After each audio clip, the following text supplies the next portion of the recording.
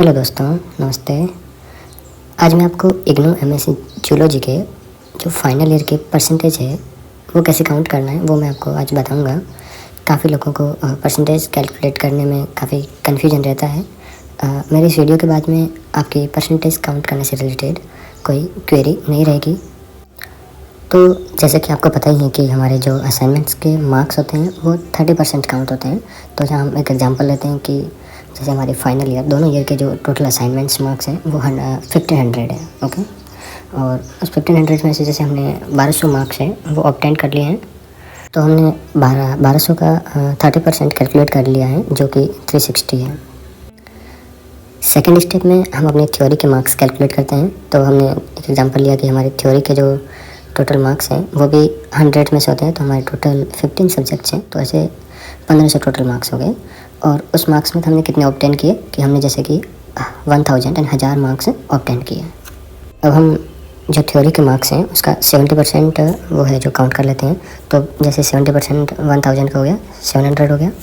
Third step में हम practical के मार्क्स ऐड करेंगे। जैसे कि हमारे जो प्रैक्टिकल जो मार्क्स होते हैं वो लैब 1 और लैब 2 ऐसे अलग अलग तरह से होते हैं। और जो 100 में से होते हैं, जैसे 100 में से मैंने एक एग्जांपल लिया है कि वो 84 है और एक दूसरा है वो 100 में से 86 है।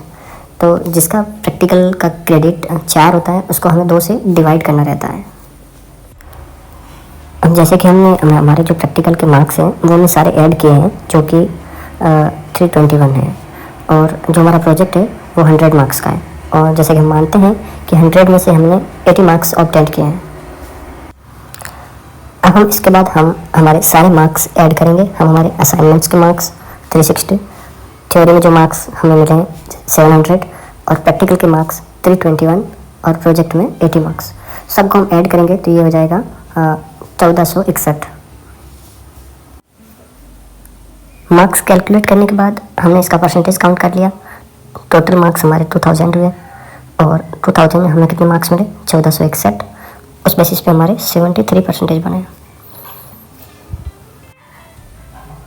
इस तरीके से जितने भी स्टूडेंट जो एमएससी जूलॉजी फाइनल ईयर कर चुके हैं, जिनके रिजल्ट सारे आ चुके हैं, वो अपने परसेंटेज काउंट करके देख सकते हैं। और अगर कोई डाउट है, क्वेरी है तो आप मुझे कमेंट सेक्शन में कर दीजिए।